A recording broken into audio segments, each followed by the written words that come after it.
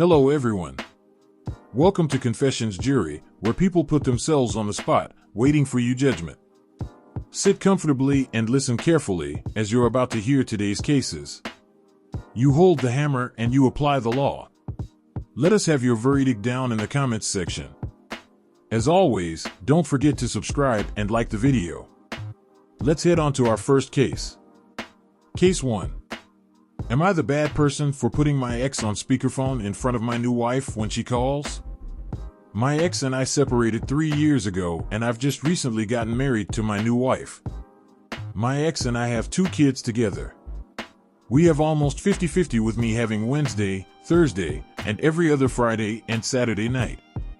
We went through a tough custody battle in which she agreed to not file child support in exchange for me giving her overnights on my Sundays.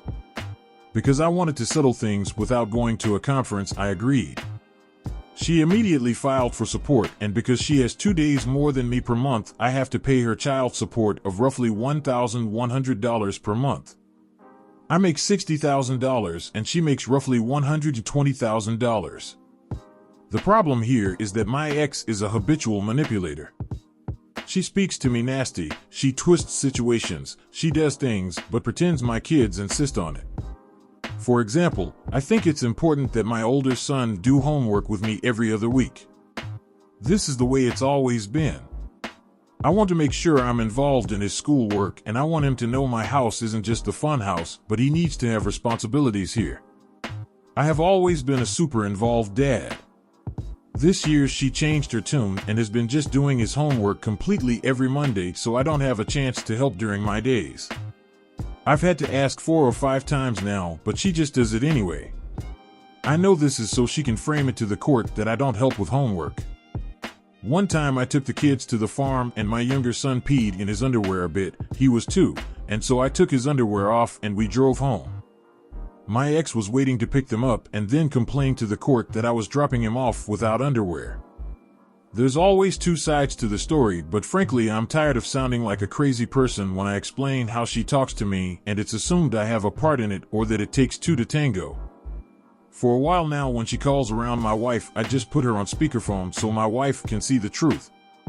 My ex found out she was on speakerphone and is now going ballistic and saying these things are supposed to be just between her and I. I don't want to keep secrets from my wife, and frankly, it's just nice to have someone else know the truth. To be fair here, our co-parenting therapist said I should not be doing this, but I'm really tired of being berated and then having the situation framed differently. Am I the bad person?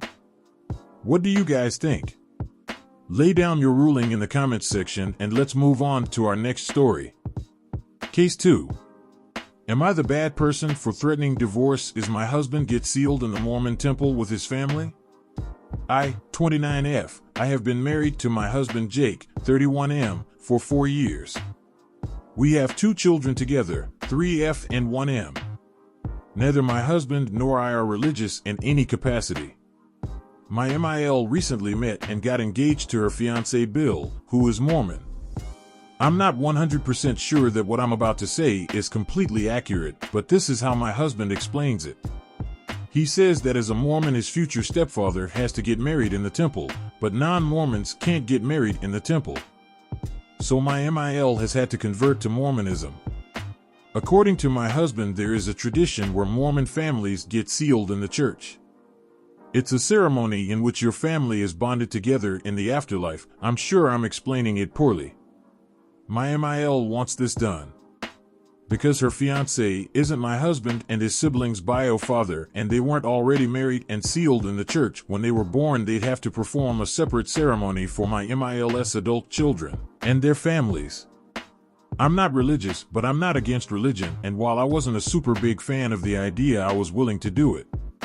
We had a family dinner recently, and my MIL was getting on my husband's ass about it, saying things like, "Your sisters agreed.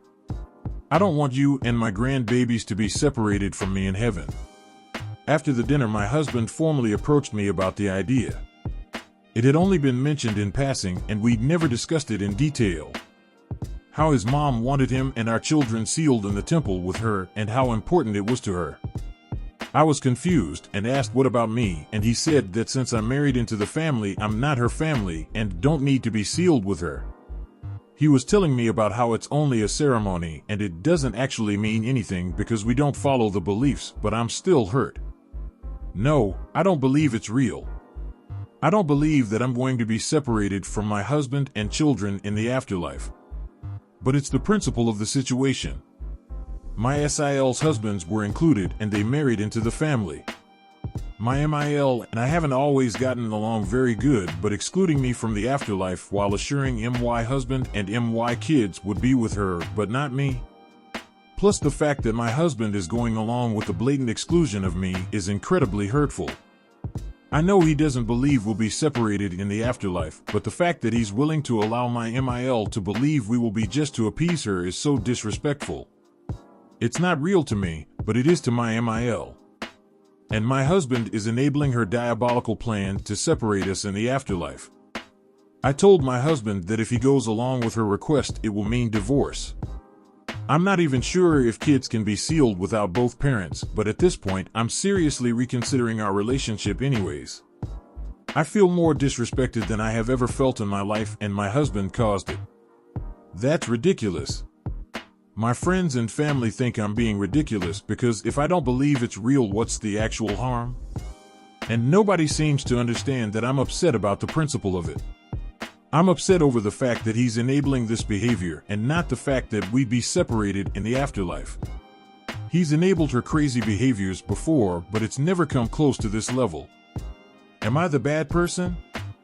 What do you guys think of this one? Let us know in the comments section, and let's move on to our next story. Case 3. Am I the bad person for not wanting to marry her husband in case of her passing? My friend of 20 years basically pitched the idea of me marrying her husband if she were to ever die about 7 years ago when they had their first baby together. I already have 2 kids myself and was and still am single. I laughed at the idea, but apparently they continue to talk about it even to this day. I'm always the third wheel as they invite me everywhere, especially out-of-town trips. We had a drunk night once that we all had babysitters, and she asked if it would be okay for us to have some fun since her husband apparently kept bringing up threesomes, to which I was open to with rules like no actual penetration. We only had that one night, and they have continued to sleep with other women that she is friends with who actually like her husband, and she has continuously had to watch him slap other women's behinds and flirt with them in her own home. He never tried any of that with me because I made it very clear that it was nothing and only did it because my best friend wanted to satisfy a dream he has, and that was it. I went behind her back to literally have to tell this man, hey look, your wife doesn't want to share you with other women, you need to quit being touchy with other women and pay attention to her. I then told her separately that I don't want to ever marry her husband because it's just weird and she's perfectly healthy to be talking about that stuff. She got so hurt and asked why, and I told her I thought it was weird. I have seen them at their best and worst and am just not that type of friend, and told her how there is much more to her happiness that she doesn't know. I didn't tell her, but, like I have my calendar with her birthday, their anniversary, her mom's passing anniversary, and anything important to her that I have to remind him of and have to tell him to get her a gift or take her out / do something special for her. AITH for being so direct about this and hurting her feelings? How do I get her to stop being mad at me? I get she had an irrational fear of dying, but I will always be there for her kids. I don't have to marry her husband. Can't wrap my head around that story. What do you think? Who is in the wrong there? Let us know down in the comments section, and let's move on to our last case. Case 4. Am I the bad person for sending my girlfriend Starbucks delivery every couple of days, causing issues at her work? I'm 28F and my girlfriend is 27. My girlfriend is extremely picky with her coffee. She hates hot coffee or coffee without a shit ton of milk. Both me and my girlfriend have separate finances. Whenever my girlfriend texts me that her day is boring or stressful, I will Uber Eats Starbucks to her work so she has a coffee and a cake pop. It's something I can afford to do, and she absolutely loves whenever I surprise her at work with a sweet treat. I've been doing it for the past couple of months with no issue. A few days ago, my girlfriend came home and told me she absolutely loves the Starbucks and doesn't want me to stop, but that some of the other women have started to kick up a fuss over it, and from what my girlfriend was able to gather, the women think my girlfriend is rubbing it in their face that she gets treated to a nice drink every few days. It started to cause some issues in the break room due to some of the women being incredibly jealous. I'm wondering if I stop for a while or continue doing it. You've sat down, you've listened. Now, it's time to state your ruling. What is it gonna be? Let us have it down in the comments section down below. Thank you for watching. Please like this video if you enjoyed it and subscribe for more cases like these. In life, we may run, but we can never hide from true justice. Stay safe, everyone.